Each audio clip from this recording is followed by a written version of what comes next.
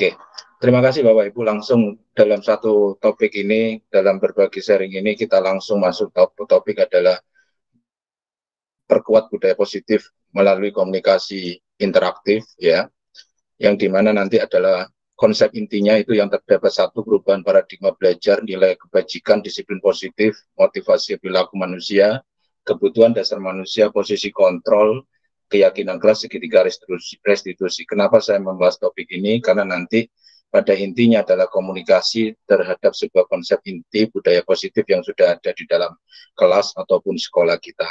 Nah, di dalamnya adalah yang pertama kita paradigmanya adalah apa? Ketika kita bicara paradigma pembelajaran dengan paradigma baru merupakan pembelajaran yang dirancang berdasarkan pembelajaran berdiferensiasi sehingga peserta didik belajar sesuai kebutuhan berdasarkan tahap perkembangan dan sesuai dengan kodrat alam dan zaman. Ini menjadi sebuah paradigma kenapa kita mengenal daripada peraturan menjadi sebuah keyakinan kelas yang nantinya menjadi sebuah budaya positif. Nah, berikutnya adalah ketika kita sudah memahami tentang perubahan paradigma tadi, miskonsepsinya adalah tentang teori kontrol, bahwa kita sedang di dalam ilusi bahwa guru mengontrol murid, ilusi bahwa kritik dan membuat rasa bersalah mampu menguatkan karakter, ilusi bahwa semua penguatan positif dapat bermanfaat, dan ilusi bahwa orang dewasa berhak memaksa. Jadi ini miskonsepsi tentang teori kontrol itu kita berusaha untuk menghilangkan, bahkan sudah tidak ada di dalam zaman di dalam Merdeka Mengajar maupun Merdeka Belajar kali ini. Kita harus membawa sebuah budaya positif tanpa harus mengatakan sebuah teori kontrol yang pernah Bapak Ibu peroleh di tahun-tahun yang dahulu pada saat perkuliahan. Nah, setelah kita pelajari miskonsepsi ini bahwa kita memang mengubah paradigma stimulus respon menjadi sebuah pendekatan teori kontrol. Dinamakan dengan teori kontrol itu semua perilaku memiliki sebuah tujuan dan kontrol itu ada di dalam diri kita masing-masing sebagai pendidik dan kita bisa mengontrol, tidak bisa mengontrol orang lain. Ini yang harus dipahami dari teori stimulus dan respon yang ada, berubah menjadi teori kontrol. Berikutnya, ketika kita sudah memahami dalam yang berikutnya kita memaksakan untuk berbicara disiplin positif. Artinya apa? Sebagai pendidik tujuan kita adalah menciptakan peserta didik yang memiliki disiplin diri sehingga mereka berperilaku mengacu pada nilai-nilai kebajikan universal dan memiliki motivasi intrinsik dalam perilaku ke arah yang lebih baik. Artinya apa? Jadi ini akan menimbulkan sebuah motivasi intrinsik di mana cara kita membangkitkan motivasi di dalam diri peserta didik itu yang harus kita punya di dalam sebuah guru di dalam guru yang saat ini kita bicarakan di dalam budaya positif.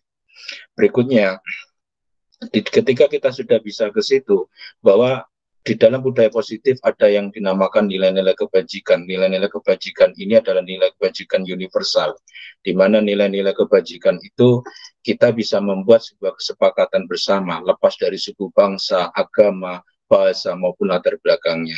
Yang tujuannya adalah apa? Menuju pada profil belajar Pancasila. Kalau di SMK kita bicara tentang life skill, dan kita bisa keterampilan. Nah, dari situ nilai-nilai kebajikan itu yang item yang berikutnya adalah poin yang berikutnya adalah ketika kita sudah semua memahami itu, kita butuh yang namanya kebutuhan dasar manusia. Segala sesuatu yang dilakukan untuk mendapatkan apa yang kita inginkan, seluruh tindakan yang kita lakukan memiliki tujuan tertentu. Dan semua usaha terbaik yang kita lakukan adalah dalam rangka agar baik kebutuhan dasar kita penuhi dengan baik. Nah, berikutnya adalah ketika kita sudah memanai kebutuhan dasar manusia, di situ kita mempunyai yang poin berikutnya adalah kebutuhan yang kita sebut namanya kebutuhan bertahan hidup. Jadi kita harus memahami kebutuhan bertahan hidup, di mana anak atau peserta didik butuh tentang bertahan hidup. Nanti kebutuhan dasar manusia kita bisa kasih sayang dan rasa diterima. Yang ketiga adalah penguasaan, yang keempat adalah kebebasan, dan yang lima adalah kesenangan. Dari sini sebuah poin yang harus kita pahami bagaimana budaya positif itu tercipta, bagaimana budaya positif itu terlaksana dengan kebutuhan dasar manusia.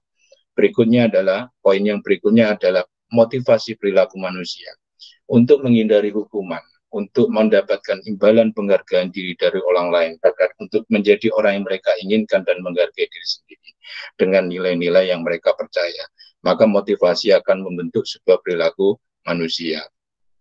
Nah, berikutnya adalah ketika kita bicara tentang sebuah hukuman, itu sudah kita pahami, maka sudah tidak ada lagi hukuman di dalam sekolah yang bersifat satu arah. Murid tidak tahu apa yang akan terjadi yang tidak dilibatkan berupa hukuman psikis. Ketika sudah hukuman kita tidak ada kan di dalam sekolah kita, maka kita bicara konsekuensi. Konsekuensinya adalah apa?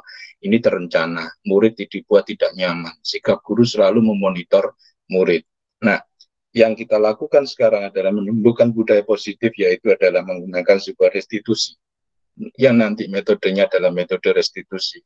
Proses menciptakan kondisi bagi murid untuk memperbaiki kesalahan, proses kolaborasi, proses kolaboratif, mengajarkan murid untuk mencari solusi sendiri dengan sebuah kesepakatan atau keyakinan kelas yang sudah dibentuk di dalam sebuah proses pembelajaran di dalam kelas maupun sekolah. Ketika kita bicara tentang budaya positif, poin kelima adalah posisi kontrol guru. Bagaimana kita menghilangkan guru sebagai penghukum, guru sebuah pembuat rasa bersalah, dan guru menggunakan sebuah teman, maka kita menggunakan sebuah pemantau dan manajer. Yang terbaik adalah posisi kontrol guru sebagai manajer. Berikutnya, ketika kita sudah memahami tentang budaya positif, yang berikutnya adalah keyakinan kelas. Keyakinan kelas ini bersifat abstrak, berupa pernyataan universal dibuat dalam pernyataan positif, sedikit saja akan mudah diingat sesuai dengan kondisi kelas dan sekolah sehingga mudah diterapkan. Dan ini sebuah keyakinan kelas yang sudah dilibatkan oleh semua warga sekolah kita. Nah, Bapak Ibu, yang terakhir kita nanti ketika sudah bicara tentang ini, bila mana terjadi sebuah proses dialog yang nantinya sudah dilakukan oleh beberapa semuanya, ketika ada pelanggaran-pelanggaran terjadi, maka kita lakukan dengan segitiga restitusi. Yang pertama adalah memberikan sebuah validitas yang bisa dibaca di dalam slide ini. Nah, yang terakhir, ketika kita sudah melakukan segitiga restitusi, budaya positif itu ketika kita bisa menggunakan komunikasi interaktif, adalah komunikasi yang mengalir secara horizontal maupun diagonal dan memotong rantai perintah organisasi. Artinya apa? Tujuan utamanya adalah koordinasi tugas, pemecahan masalah, saling tukar informasi, memecahkan konflik antar kelompok, antar peserta didik, dan media yang digunakan dapat media cetak seperti poster dan memo. Nah, dari situ Bapak Ibu kita meyakini bahwa sebuah komunikasi interaktif itu akan lebih jauh bermakna, memberikan satu pendekatan tertentu pada sebuah peserta didik. Komunikasikan terlebih dahulu sebelum menyimpulkan, lakukan komunikasi dan selalu bertanya, jangan mudah menyimpulkan. Jadi kesimpulan kita dari satu materi kali ini bahwa budaya positif itu bisa diberikan sebuah dalam peserta didik harus memberikan pendekatan komunikasi interaktif.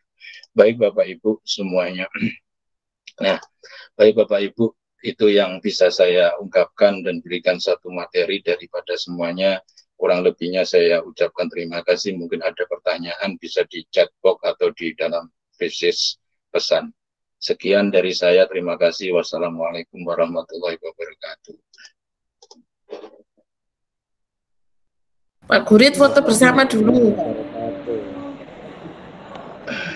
Oke. Monggo Bapak Ibu diaktifkan kameranya dulu. Nggak, aku mau pedek kenapa enggak? Nggak tahu. Internetnya mungkin ya. Iya, internetmu. Oke, wes aku selesai. Wes foto udah. 1, 2. Yoga. Ya Allah, astagfirullahaladzim. Ya, oke, senyum. Oke, sudah. Terima kasih. Terima kasih teman-teman. Bapak Tunggu Ibu ya. semuanya, anak-anak. Terima kasih. Matur nuwun. Yes, Waalaikumsalam. Sami-sami.